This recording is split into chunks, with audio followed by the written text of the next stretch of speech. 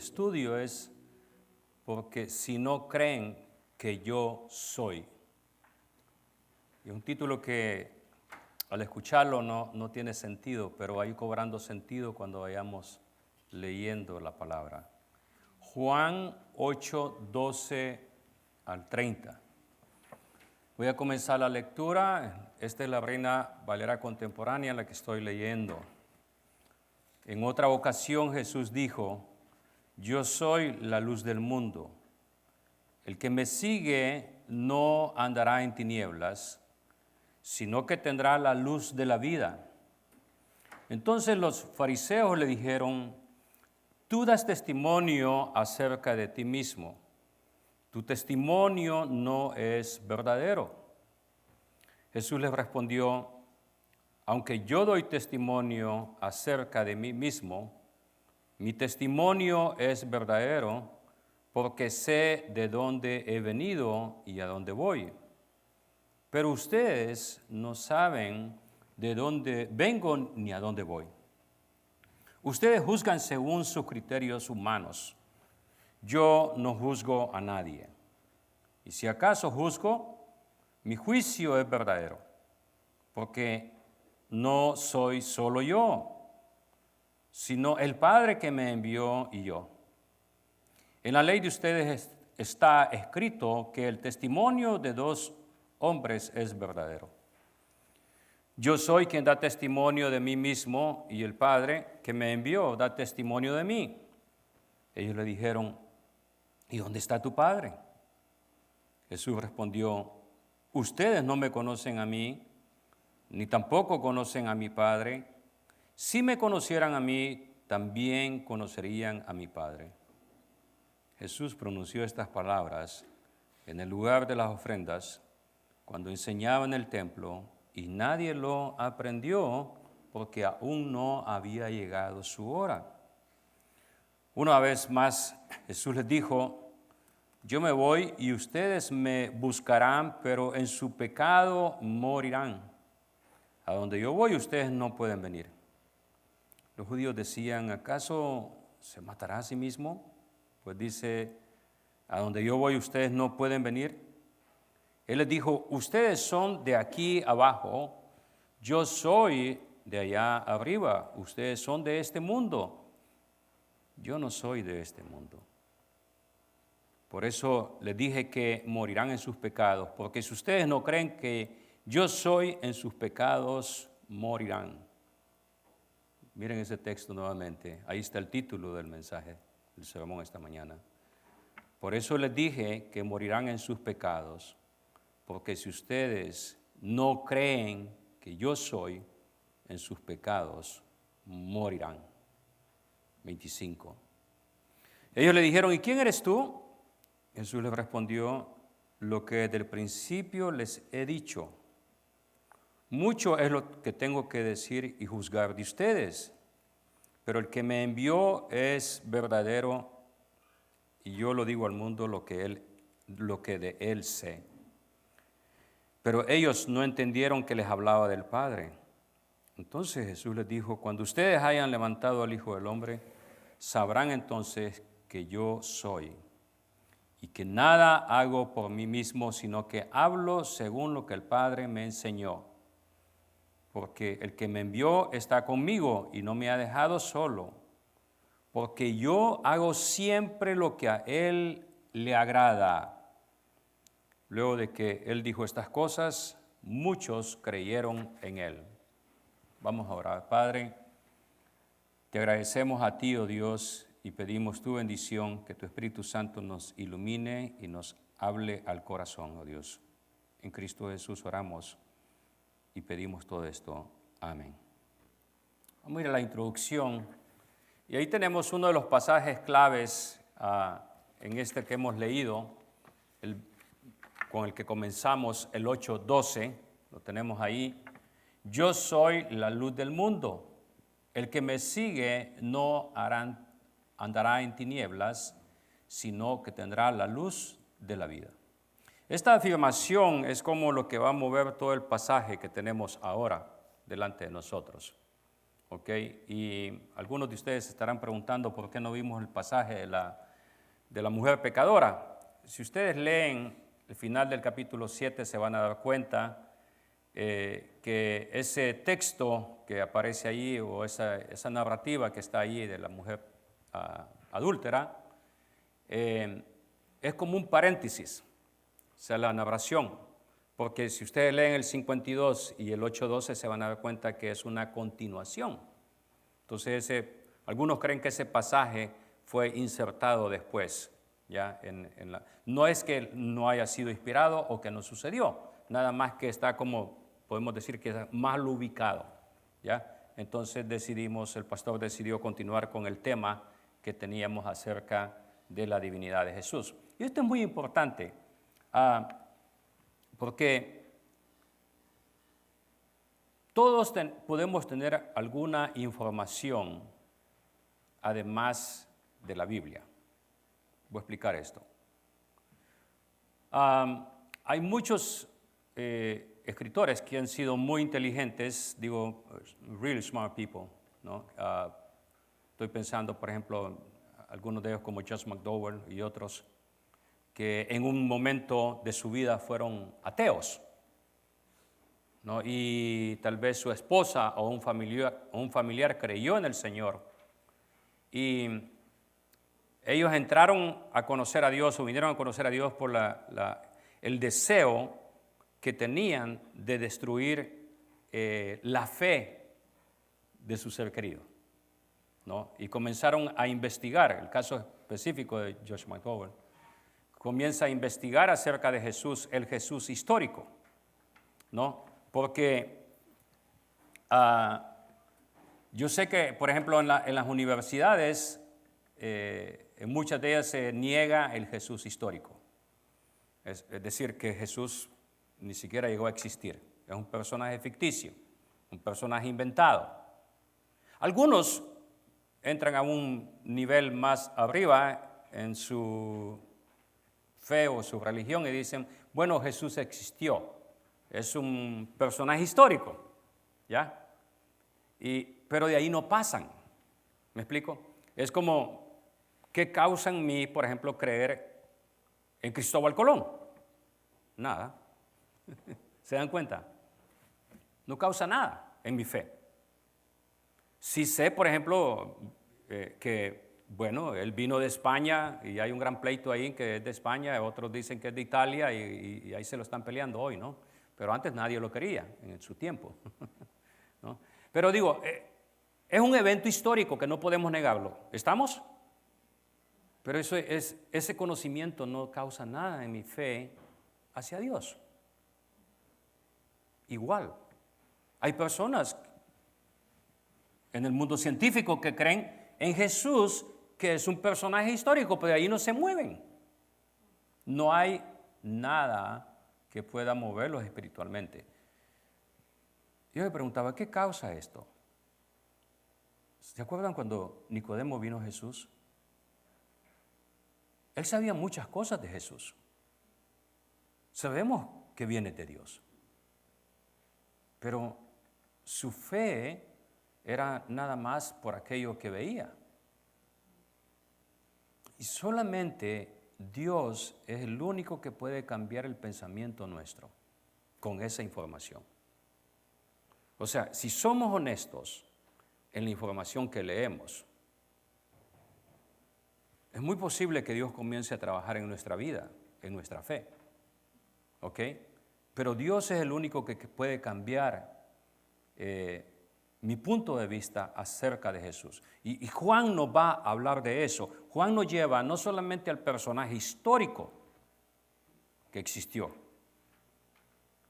Cada milagro que Juan elige, ustedes se han dado cuenta en este estudio, cada milagro, cada evento apunta hacia Cristo es el Mesías, Él es Dios, Él es Señor. Y otra vez aquí lo vamos a encontrar. Así que con eso en mente, ¿cómo respondo personalmente a lo que Jesús afirma aquí? O sea, ¿cuál es mi respuesta a lo que Jesús va a hablar? Vamos a ver Jesús y los judíos, la segunda parte ahí de la introducción. Jesús y los judíos. presenta algunos llaman la controversia de Jesús y los judíos. Cada cosa se vuelve controversia, piense esto, muchas cosas se vuelven controversias cuando simplemente no aceptamos la verdad. ¿Ya? Algunas noticias, por ejemplo, ustedes escuchan y dicen, la controversia de esto. Cuando dicen la controversia, que sus luces de alarma se enciendan en usted y diga, ¿qué quieren ocultar acá? Porque cuando le llaman controversia, es que quieren ocultar algo. Dice, Jesús estaba hablando la verdad, por eso, y vamos a ver eso más adelante, ¿no? Entonces, los judíos se vuelven sus enemigos en vez de que fueran los primeros que creyeran, porque ellos conocían el texto del Antiguo Testamento. Y Jesús, aún, fíjese bien esto, le ofrece la salvación a ellos. Entonces, ¿qué excusa tenemos para no creer? El punto principal en esta introducción, vamos a ver esto, y el centro del pasaje que tenemos ahí es el que leí 2 veces con ustedes, cuando Jesús en 8:24 les dice, porque si ustedes no creen que yo soy. Jesús nos dice, espero que ustedes crean. Nos dice, ustedes no creen, van a morir en sus pecados. ¿Por qué? Porque nosotros estábamos en esa condición. La Biblia nos dice en Efesios que estábamos muertos en nuestros delitos y pecados. Ahora, el texto griego cuando dice ustedes no creen que yo soy, recuerda mucho al Antiguo Testamento y quiero que vayamos una rápida lectura ahí en Isaías 41:4, donde dice, ¿quién hizo y realizó todo esto? ¿Quién llama a las generaciones del principio? ¿Qué dice ahí? Yo, Jehová, el primero y yo con los postreros. Esto de hecho creo que es la Reina Valera 60, porque usa la palabra Jehová. Dice, yo Jehová, el primero, y otra vez, y yo mismo con los postreros. ¿Se da cuenta? Tenemos la expresión ahí yo. ¿Se acuerda también cuando le habla Jehová a Moisés y Moisés le pregunta y le dice, dime, ¿qué le voy a decir yo al pueblo y a Faraón? ¿Quién me manda? No le da un nombre. Le dice, diles que yo soy, que el Dios que es, sea el verdadero Dios, que ellos tienen muchos dioses. ¿Ya? Isaías 43:10. Y este texto, no sé si usted sabía, pero es bien interesante porque este texto, Isaías 43:10, lo tienen ustedes ahí en la 1960. Este texto es el texto clave, favorito, y por el medio del cual los testigos de Jehová toman su nombre. ¿Sabía eso usted? Este texto de Isaías 43:10 dice, vosotros sois mis testigos, por eso se llaman testigos de Jehová. Por ese texto, dice Jehová, y mi siervo que yo escogí, para que conozcáis y creáis y entendáis que yo mismo soy. No sé si pone mucha atención, mucho cuidado a eso. ¿Qué dice ahí? Dice Jehová, mi siervo que yo, ¿qué? Escogí. Para que ustedes conozcan y crean y entiendan que, ¿qué? Está hablando de Jesús. El siervo escogido en Isaías es el Mesías. Lea Isaías 53. O sea, este pasaje no está solo. O sea, no es un pasaje ahí que está chiquito y nadie no lo acompaña, no. En todo Isaías hay un capítulo de Isaías 53 que habla del siervo y habla de Jesús, del Mesías. ¿Y qué dice? El siervo que yo escogí, entiendan que yo mismo soy. ¿Qué le dijo a Jesús cuando le dijeron, muéstranos al Padre? Tanto tiempo he andado con ustedes, ¿no? ¿No se han dado cuenta? Antes de mí no fue formado Dios, ni lo será después de mí, dice. Isaías 48:12. Oye Jacob y tú Israel, a quien llamé, yo mismo, yo el primero, yo también el postrero. ¿Qué dice Apocalipsis acerca de Jesús? Él es el alfa y el omega, el primero y el postrero. Jesús se presenta en Apocalipsis como el primero y el último. No significa una creación, porque te das cuenta que aquí, ¿quién está hablando acá en este pasaje? Jehová. Jehová Dios. Y dice, yo soy el primero y también el postrero. No está hablando de una creación, porque entonces Dios fue creado también. Como cuando mi hija estaba pequeña y me dijo, papá, ¿y quién hizo a Dios? Que es una pregunta, claro, muy interesante de los niños. ¿Quién creó a Dios? Porque yo fui creado. Por eso, cuando la Biblia se refiere a Dios, es Él es. Hay una diferencia muy grande.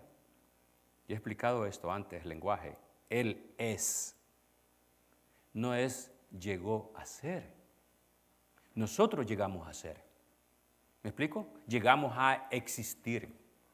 Llegamos a vivir. Llegamos a morir. ¿Sí te das cuenta? Nosotros somos creados, pero cuando se refiere a Dios se dice Él es. No llegó a ser. Jesús está afirmando que deben de creer algo específico acerca de Él. No solamente al mirar sus señales. En Juan 2, 23, 24 leímos eso en nuestro estudio al principio. Durante el tiempo de la Pascua Jesús hizo muchos milagros. ¿Te acuerdas ese pasaje? Que Jesús hizo muchos milagros. Y dice que algunos de ellos llegaron a creer en su nombre. ¿Por qué? Por los milagros. Este es el punto. ¿Necesitamos un milagro para creer en Dios o creemos aún sin los milagros? Porque algunos, aún los profetas, algunos de ellos dijo, Señor, muéstrame que tú me hablas. Quiero ver una señal. De hecho, la palabra milagro no aparece, algunos dicen en la Biblia, pero aparece la palabra señal, que se traduce como milagro. Dame una señal. Las señales solamente apuntan hacia Dios. Y tenemos muchas señales que no necesariamente son milagros, pero son señales que tenemos en la palabra de Dios. Él es el prometido, mis hermanos, Él es el Mesías, Él es el enviado de Dios, Él es el cumplimiento de todo lo anunciado en el Antiguo Testamento. Se da cuenta que por eso Juan no comienza su evangelio en el nacimiento de Jesús. Porque Él nos presenta a Jesús como divino, no un profeta, no un ángel. Por eso no narra el nacimiento de Jesús, no se ocupa de eso, ¿no? Mi fe debe estar centrada ¿en quién? En Jesús, por lo que Él es, no por lo que Él pueda hacer en mí. Vamos a ir al primer punto, Jesús, la luz del mundo, 8:12. Jesús se declara a sí mismo, dice, yo soy la luz del mundo. El que me sigue no andará en tinieblas, sino que tendrá la luz de la vida.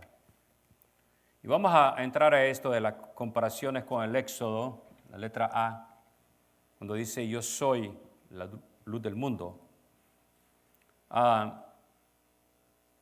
Si nos hemos dado cuenta o somos cuidadosos, vamos a ver que Juan usa esa expresión, yo soy. Y es bien interesante porque usa 7 veces yo soy, fíjate bien, 7 veces yo soy, y luego usa una imagen o un ejemplo. Yo soy, aquí dice la luz, ¿no? Yo soy la puerta. Yo soy el buen pastor. Y así sucesivamente. 7. Yo iba a decir 7 y hacerle así. 7.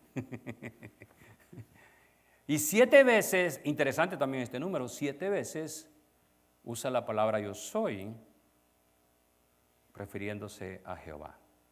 O sea, yo soy el Dios. Cuando dice yo soy. Y no voy a decir la última que él usa, porque esa última es más impresionante y todavía nos causa, en inglés dicen agua, que nos quedamos así diciendo, de veras, Él es Dios. No hay otra respuesta. Esta declaración de yo soy la luz del mundo nos lleva a pensar en el primer yo soy, en Juan. El primer yo soy lo encontramos en Juan 6:35, cuando él dijo, yo soy el pan de vida. ¿Se acuerdan de eso? Y explicamos que cuando él usa yo soy el pan de vida, se refería a ese pan, usando el ejemplo en el Antiguo Testamento del pan, el maná que caía del cielo. Y los judíos decían, el pan que Moisés nos dio. Y dice, no se lo dio Moisés. Que el pan era caído del cielo. Y dice, yo también vengo del cielo. Y otra vez aquí vamos a ver eso, vengo del cielo, vengo de arriba. ¿Se acuerdas cuando dijo también tienes que nacer de nuevo? La expresión es tienes que nacer ¿de dónde? De arriba. Es un milagro. Éxodo 13:21 nos habla de este milagro que sucedió por 40 años. 40 años. Durante el día, el Señor iba delante de ellos y los guiaba mediante una columna de nube. Dice Éxodo 13:21. Durante la noche los alumbraba con una columna de fuego. Piensa eso. Dios mismo se manifestaba con esa luz. Yo no sé si tú has visto alguna vez alguno de los cohetes que salen de acá, del Lompoc, en la noche. Y causa admiración, ¿no? Cuando ves ese fuego, ¿ya? Que sale y se levanta y todo. Pero ¿y qué tal si vieras una llamarada de fuego, no tan cerca, pero no tan lejos, que te calienta? Yo siempre he dicho, Dios les dio la temperatura perfecta a ellos. Estaban en el desierto. El desierto en la noche es frío, en el día es caliente. Y Dios puso su propio AC y heater ahí. Estaban cómodos, en cierta manera. Pero nos damos cuenta que aún esa comodidad, se dan cuenta que no era un pueblo agradecido. Estaban siempre quejándose. Siempre quejándose. ¿Ya? Y ese texto de la luz nos recuerda ese milagro. En el Antiguo Testamento afirma de que Dios es la luz. Salmo 36:9 dice, en ti se halla el manantial de la vida y por tu luz podemos ver la luz, dice el Salmo refiriéndose a Dios. Y el Salmo 56:13 dice, porque me libraste de la muerte y evitaste que mis pies tropezaran, para que ante ti camine en la luz de la vida, refiriéndose a Dios. Entonces Jesús toma ese ejemplo del Antiguo Testamento y dice, yo soy la luz. Aquí vamos a ir al punto B, la fiesta de los tabernáculos, la luz. Y esto se pone todavía más interesante. No sé si encuentra toda esta información interesante, pero yo la encuentro muy interesante, porque la fiesta de los tabernáculos, quiero explicar eso, que habían dos ceremonias. Esta es una de las fiestas judías de Israel, ¿no?, que celebraba, y se celebra de hecho todavía en Israel, lo celebran la fiesta de los tabernáculos y la luz. ¿Y por qué la luz? Habían dos ceremonias, no sé si te acuerdas, en el capítulo 7 vimos una de ellas, y una de las ceremonias era la libación o el derramamiento del agua. ¿Te acuerdas de eso? Y que cómo Juan usa el agua también para representar y para hablarnos de Cristo. Y yo expliqué esto también cuando vimos lo de la mujer samaritana y hablamos del agua, y cómo el agua en el Antiguo Testamento, cuando habla el manantial de agua, ese manantial de agua dice, viene de Jehová. Piensa esto. Los profetas dicen, el manantial del agua viene de Jehová. Y ahora Jesús dice, ¿qué dice? Que Él es el agua. Ahora veamos esto. Esta es una de las ceremonias que tienes ahí, la figura. Esa es la libación de agua, el derramamiento del agua.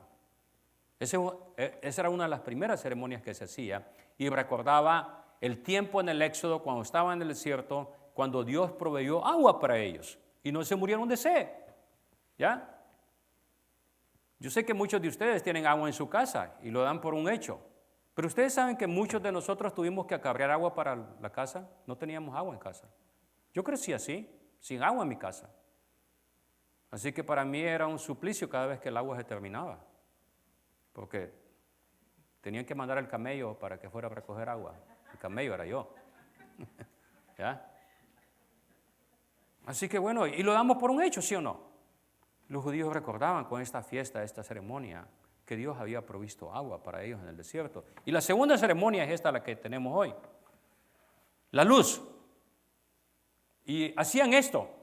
No sé si puedes ver los candelabros ahí. Ahí más o menos está la figura, no muy clara.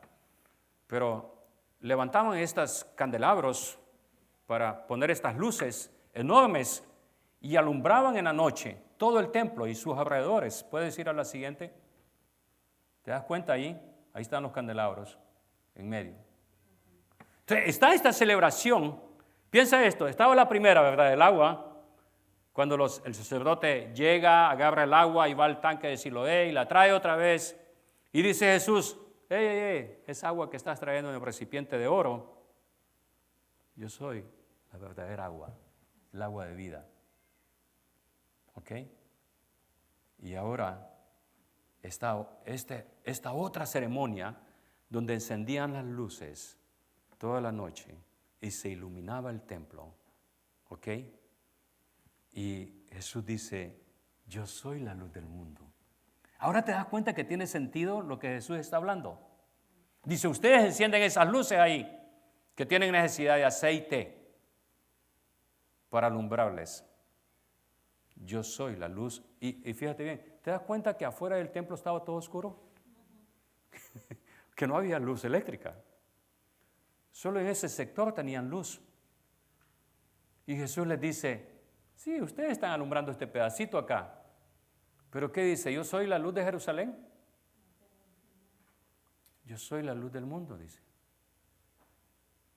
O sea, ¿te das cuenta lo minúsculo, lo pequeño que eres con tu pequeña ceremonia? Le dice Jesús a los judíos. Por eso se enojaban tanto. Porque esto para ellos era grande, era lo mejor. ¿No? Es como, yo les he dicho, como cuando yo he entrado a esos templos y veo lo grande, hermoso que es, y luego vengo y llego aquí y digo, ¿qué pasó acá? Esto tan pequeño, ¿no? Y ellos dicen, ¿ves todo ese templo, todo eso? Jesús les dijo, ¿no? ¿Ves todo ese templo que está ahí? Ya no va a haber nada. Ahora, mis hermanos, podemos tener iluminación artificial como hoy la tenemos. ¿Podemos? Claro que sí. Y si yo le explico a usted yo le pido, que me explique cómo funciona la electricidad, de seguro que va a tener problemas para explicarme cómo es que tenemos electricidad. Pero la damos por un hecho también, ¿sí o no? Tenemos electricidad. Es una iluminación de luz artificial en la noche. Podemos estar iluminados de noche, pero podemos vivir en tinieblas espirituales. Y Jesús de eso estaba hablando. Dice, ustedes tienen esta pequeña luz allí, que se ve grande para ellos. Pero dice, están en tinieblas ustedes. Punto 2. Jesús el enviado por el Padre. Y aquí es donde Jesús comienza a hablar con ellos. Y veamos el versículo 13, porque aquí tenemos un asunto del testimonio.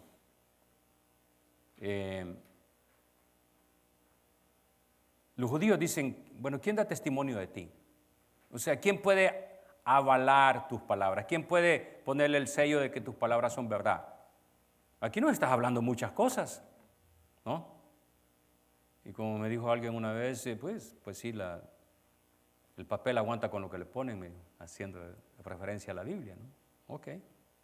Y los judíos le dicen, ¿quién da testimonio de ti? ¿Qué prueba tienes más acerca de lo que dices? Y Jesús les dice en versículo 13, dice, bueno, tú das testimonio acerca de ti mismo, pero tu testimonio no es verdadero. Hay una acusación ahí. ¿Se dan cuenta? Hay una acusación bien grande. Le dicen, eres mentiroso porque no tienes testigos acá. Tú no traes a nadie aquí. Porque los maestros, al igual que en algunas iglesias, después de que pasaba un pastor, predicaba otro y decía, yo afirmo lo que el primer pastor pasó. pasaban 3, predicaban 3, ¿no? Existieron, o creo que existen algunas iglesias todavía en Latinoamérica así. Así que den gracias a Dios ustedes que solo me tienen a mí. Si no, no sé, tendría que invitar a, no sé, a Gabriel, se me ocurre, los 2 Gabriel están aquí, ¿no? ¿Se anotarían ustedes para después de mí predicar? No sé, ¿no? Pero dice, o sea, lo que quiero dar, el punto es que había alguien más, ¿no? O está también José, Israel, no sé, pues, uno de ustedes va aquí, va, Miguel, se podría anotar también para pasar después acá. No, pastor, no me ponga ese problema, ¿va? Y dice, ¿qué testigos tienes? ¿Ok? Y Jesús vuelve y dice, ustedes tienen una ley, ¿no? Deuteronomio 19:15. Dice, la acusación se mantendrá solo por el testimonio de 2 o 3 testigos. ¿Ok? Entonces dice, ok, 2 o 3 testigos, ¿verdad? Dice su ley. Muchachos, su ley dice 2 o 3 testigos. Dice el 16, y si acaso juzgo, mi juicio es verdadero, porque ¿qué dice? No soy solo yo, sino que el Padre que me envió y yo. Dice, el Padre da testimonio. Y por eso cuando Juan habla de las señales, los milagros, dice, era para dar evidencia del Padre. Y Jesús dijo, yo solo hago lo que el Padre me manda a hacer. Y el versículo 17, en la ley ustedes dicen, está escrito que el testimonio de 2 hombres es verdadero. El 18 dice, yo soy quien da testimonio de mí mismo y el Padre que me envió da testimonio de mí. Y ellos dijeron, ¿dónde está tu Padre? Ustedes no me conocen a mí ni tampoco a mi Padre, dice. Si me conocieran a mí también conocerían a mi Padre. Qué interesantes esos pasajes.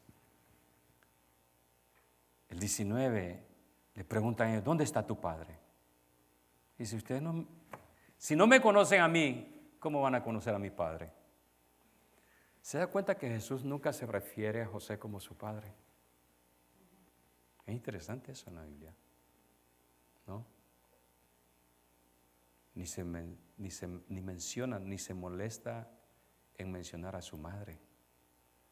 O sea, aquí no estamos hablando de si Cristo venía de una tribu, de otra tribu, que si era de esto o lo otro, no. Jesús no va a dialogar, a argumentar sobre eso. Por eso es que Juan no se ocupa tampoco de eso. Y dice, no, sus orígenes no son de este mundo, es de arriba. ¿Qué debemos creer entonces? Que Jesús fue enviado por el Padre. Número 3, Jesús vino del cielo, ¿no? El 21 dice, una vez más Jesús les dijo, yo me voy y ustedes me buscarán, pero en su pecado morirán. A donde yo voy, ustedes no pueden venir. Los judíos no entendieron eso. Los judíos estaban pensando siempre en este mundo. Dijeron, se va a ir por allá, va a ir para otro lado. ¿Qué está diciendo este? ¿Se va a cometer suicidio? Y, no, como hoy en día muchos salen diciendo, no voy a cometer suicidio, ¿no? Porque ahora los suicidan, ¿no? O sea, no.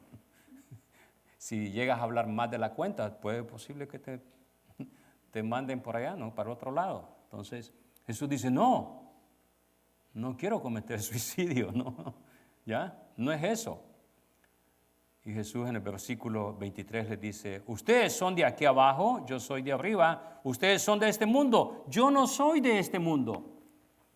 Y por eso Jesús les dice, en sus pecados van a morir. Y ese texto, el 24, nuevamente, ¿no? Cuando Él dice, en sus pecados ustedes van a morir. Y este es el punto que yo comencé hablando al principio. Podemos tener la información del Jesús histórico. Podemos leer del Jesús histórico. Pero, ¿creemos en el Jesús divino? ¿Ok? Esa es la diferencia. Él juzgará, el punto 4, y con ese vamos a terminar. Dice, ustedes juzgan según su criterio, el 15, humanos, pero yo no juzgo a nadie. ¿De qué está hablando cuando dice yo no juzgo a nadie? Él está hablando de un juicio humano, como ellos venían. pocas palabras, yo no estoy en chisme como ustedes. O sea, el chisme es de este mundo, ¿sí o no? Dice, yo no estoy en eso. Yo no estoy en la desinformación. ¿Ok? Porque el versículo 26 clarifica. Dice, mucho de lo que tengo que decir es juzgar de ustedes, pero el que me envió es verdadero. Y yo le digo al mundo lo que de él sé, lo que de él conozco. Y el versículo 27 otra vez, pero ellos no entendieron lo que cuando les hablaba del Padre, dice. No entendieron. Porque ellos, cada vez que Jesús hablaba del Padre, decían, es que nosotros conocemos al papá de Jesús, José, el carpintero. Pero Jesús decía, no ese Padre. ¿Qué debemos creer? Primero, que Jesús sí juzgará. No podemos inventar un Jesús que nunca juzga.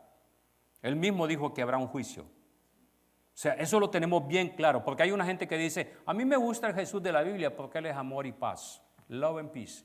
Jesus is love and peace. Well, not so much. Porque Él dice ahí, ¿no? Porque si no, lea otra vez el 24, cuando dice, en sus pecados van a morir. ¿Qué significan sus pecados? ¿Sabes qué? ¿Qué dice? Te vas a quedar como estás. Segundo, que la ignorancia no es excusa delante de Dios. Y esto es claro en una corte aún en este mundo. ¿Sabías eso? No sé si sabías ese punto. La peor defensa que tú puedes tener delante del juez es decirle, señor juez, es que yo no sabía. ¿Ya? ¿A qué velocidad venía? No, pues dice el policía que a 90, pero yo no sabía que no era 90. No es excusa, ¿te das cuenta? La ignorancia no es excusa. Y Jesús está hablando acá de que van a morir en sus pecados, si no creen. No nos gusta pensar, realmente, que en algún momento vamos a estar delante de Dios para juicio. Piensa eso, para juicio. Y yo sé que este mensaje no es popular, porque en el mundo de hoy en día Dios no juzga a nadie, supuestamente. Pero si vas y lees la palabra una y otra vez, habla de un juicio futuro.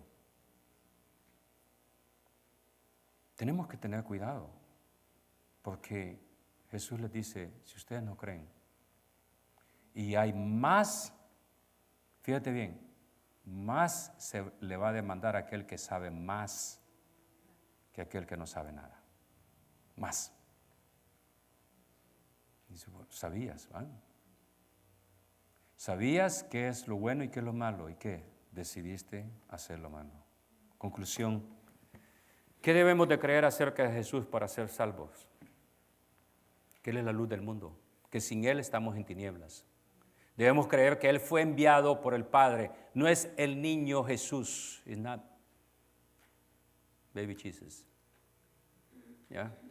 Por eso doy gracias a Dios al niño travieso que se robó el niño Jesús del pesebre esa Navidad. De veras, se lo robaron de ahí, ¿no? Alguien se lo llevó, algún niño me imagino. Se llevó el baby Jesus. Niño Jesús lo llevaron. No es creer en el niño Jesús. ¿Te das cuenta? Qué equivocados estamos, ¿no? Qué equivocados. Porque la figura que tenemos, la fotografía que tenemos, como Juan lo presenta, Él es divino, Él es Dios, Él es Jehová, Él es poderoso, por eso hace los milagros que hace. Amén. Debemos creer que Él vino del cielo, que es el único camino a Dios. Él lo dijo en Juan 14. Habrá un juicio final y Él será el juez. Si no lee Apocalipsis, a Él le fue entregado el poder y el juicio. Así que no es el Jesús de amor y paz que encontramos en la Biblia. Jesús nos ofrece sacarnos de la oscuridad y pasarnos a la vida en abundancia. Y esa vida en abundancia que habla Juan es la vida en el Espíritu. Cuando dice tienes que nacer de arriba, del cielo. Esta es una invitación para todos. Podemos confiar, creer en Él, porque tenemos suficiente información, no solo en la Biblia, porque los hombres que han venido a creer en Jesús, el ejemplo que ponía, no solamente leyó el texto de la Biblia, leyó otros textos históricos, libros, y se dio cuenta que no había una contradicción, sino más bien había una información que llegaba a la misma conclusión, que Jesús es Dios y Señor y Salvador. Vamos a orar. Padre, ¿qué hacemos con toda esta información ahora? No queremos creer solamente por los milagros, por las señales. Queremos creer en ti, oh Dios, como nuestro Salvador, pero también como nuestro Señor, como nuestro Dios.